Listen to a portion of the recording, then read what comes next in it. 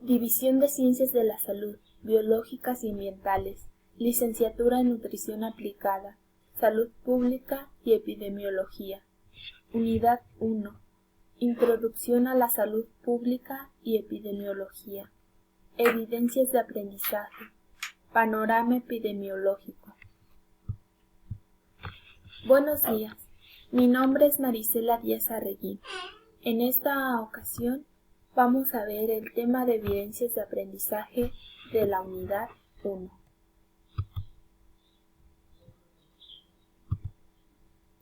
En la primera pregunta leemos: ¿cuándo se creó la Facultad Médica del Distrito Federal y a qué institución sustituyó? En la lectura nos encontramos que dicha facultad se creó en 1831 para sustituir al Tribunal del Protomedicato. Pregunta número 2. ¿Qué fue el establecimiento de las ciencias médicas? ¿En qué año fue fundado y qué presidente lo hizo? El establecimiento de ciencias médicas fue un intento por posicionar de mejor manera a las ciencias médicas como disciplinas de estudio. A grandes rasgos se trataba de una escuela. Se fundó el 23 de octubre de 1833 y fue por Valentín Gómez Farias. Pregunta 3. ¿Cuándo se fundó la Academia de la Medicina? En 1833. ¿Y qué ventajas tuvo esta? Entre las ventajas que personalmente distingo es que dio pie a la consolidación de la medicina como gremio. Esta vez se pudieron agrupar profesionalmente todos los doctores y así debatir entre ideas opuestas, llegar a acuerdos y velar por sus derechos y los de la ciencia médica.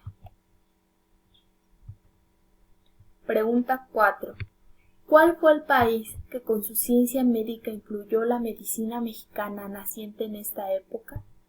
Como podemos ver en las imágenes, el país fue Francia. De hecho, incluso tenían que leer y hablar en francés los médicos. Y si tenían la solvencia económica y eran de los más reconocidos en el país, hacían una estancia en Francia. El plan de estudio se copió al de tal nación y se trajeron libros y materiales franceses. Incluso el método se acomodó al establecido por ellos. Pregunta 5. ¿Cuál fue el papel del presidente Benito Juárez en la salud pública y en qué años hizo los cambios? A partir de 1856, al separar los bienes de la Iglesia y del Estado, se inician los servicios de atención a la salud como obligación del gobierno y no como obra de caridad de la Iglesia como anteriormente se hacía. En 1861, Juárez decretó la creación del Consejo Nacional de Beneficencia Pública, que coordinaba la beneficencia y hospitales para convertirlos en un servicio público dependiente del Estado, y así los impuestos de la ciudadanía se utilizaban en ello, y no como anteriormente se hacía con la caridad. Pregunta 6. ¿Cuándo se fundó el Consejo de Salubridad?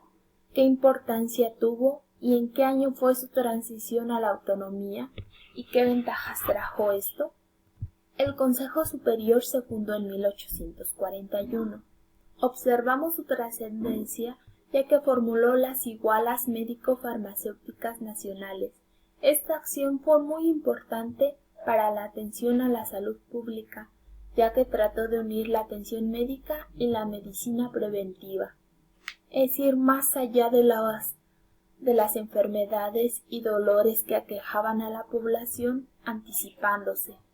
También estudió el tifo, hizo una estadística de mortalidad e inició un mejor control de hospitales, hospicios, alimentos, agua potable, bebidas en general y desechos humanos. Asimismo, con él se legisló la vigilancia de cementerios, escuelas y talleres.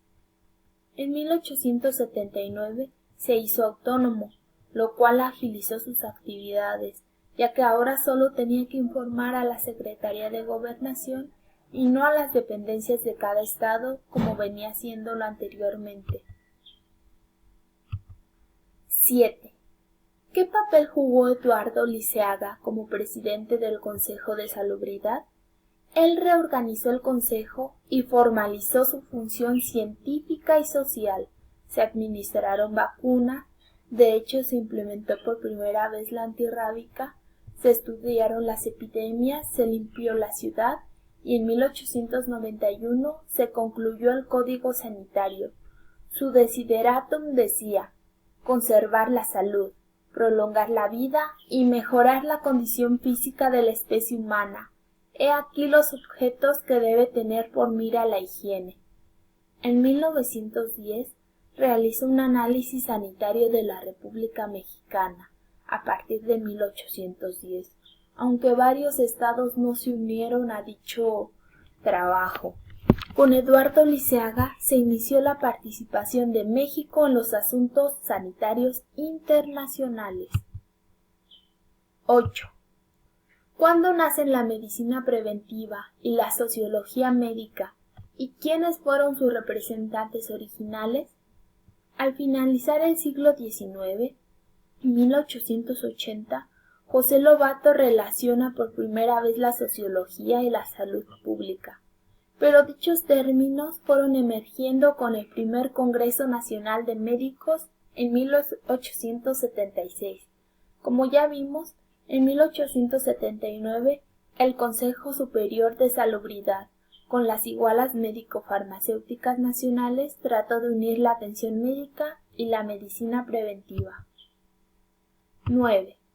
¿Qué papel jugó el concepto de higiene en la salud pública mexicana naciente?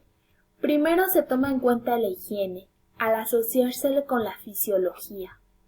Pero, en la interfase de los siglos XIX y XX, adquirió un carácter social de tipo moralizador para controlar a la población. Incluso se creó una policía médica, tomando como punto de partida a la Policía Médica de Alemania, encargada de vigilar la aplicación de reglamentos sanitarios. 10. ¿Cuándo se fundó el Departamento de Salubridad Pública? ¿Y qué importancia tuvo? En 1910 se creó, que tuvo que ver con la legislación sanitaria del país, es decir, policía sanitaria en puertos y fronteras, vacunas, medidas contra el alcoholismo, epidemias, enfermedades contagiosas, preparación y administración de vacunas, sueros, control de alimentos, bebidas y drogas. En esta fotografía se observa cómo era.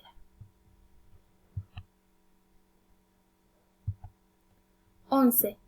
Cambios en salud pública de 1930 a 1940.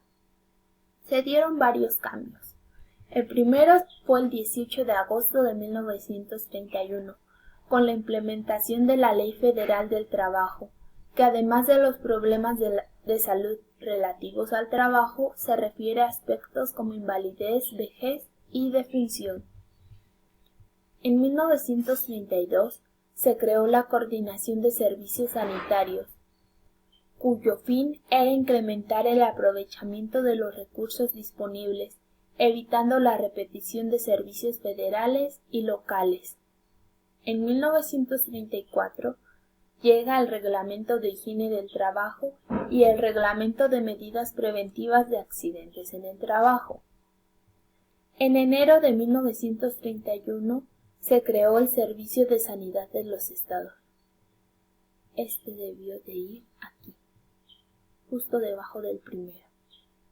En 1935 se establece el nuevo Código Sanitario y surge campaña contra la tuberculosis, la cual se hace de manera permanente, aún en nuestros días. 1933. Se inaugura el Hospital Huipulco de enfermedades respiratorias, un gran avance para aquella época. El 31 de diciembre de 1937 Justo para acabar el año se creó la Secretaría de Asistencia Pública. Y finalmente, el 18 de marzo de 1939, se inauguró el Instituto de Salubridad y Enfermedades Tropicales, el cual es el primer centro formal de investigación en problemas de salud. 12.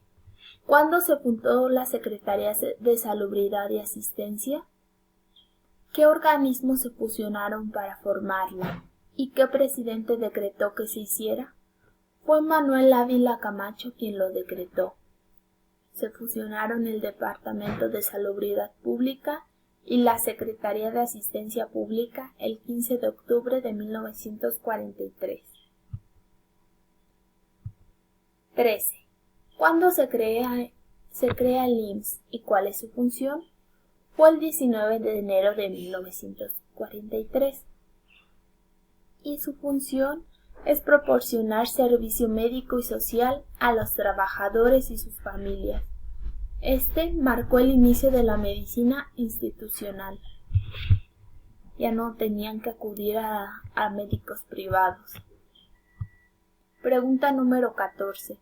¿Cuándo se estableció el servicio social médico en el último año de la carrera de medicina y cuál es su importancia?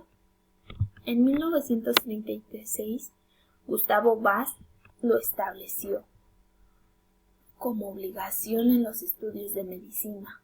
Su importancia radica en el devolver a la nación la educación proporcionada, brindando especialmente atención médica en el campo, que es donde más faltan médicos. Pregunta número 15. ¿Cuándo se crea el ISSSTE y cuál es su función? En 1960 surge el Instituto de Seguridad y Servicios Sociales de los Trabajadores del Estado.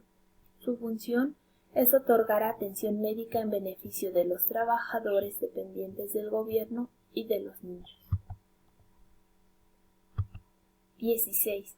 ¿Cuándo se hizo la transición entre Secretaría de Salubridad y Asistencia y Secretaría de Salud? Se realizó el 21 de marzo de 1985 y aún así continúa hasta nuestros días. Pregunta 17. ¿Qué es el Seguro Popular? Es un órgano desconcentrado de la Secretaría de Salud de México, con autonomía técnica, administrativa y operativa, que brinda protección a la población no derechohabiente, es decir, que no tiene ni IMSS ni ISSSTE, mediante un seguro de salud, público y voluntario. La fase piloto surge del 2001 al 2003 y ya se quedó hasta nuestros días. Sus principales objetivos son: 1. Disminuir el gasto de bolsillo. 2. Reducir el riesgo de empobrecimiento a familias. 3. Preservar la salud de las familias afiliadas. Y 4. Fomentar la atención oportuna de la salud. Esto es todo para el primer momento de la actividad. Muchas gracias por su atención.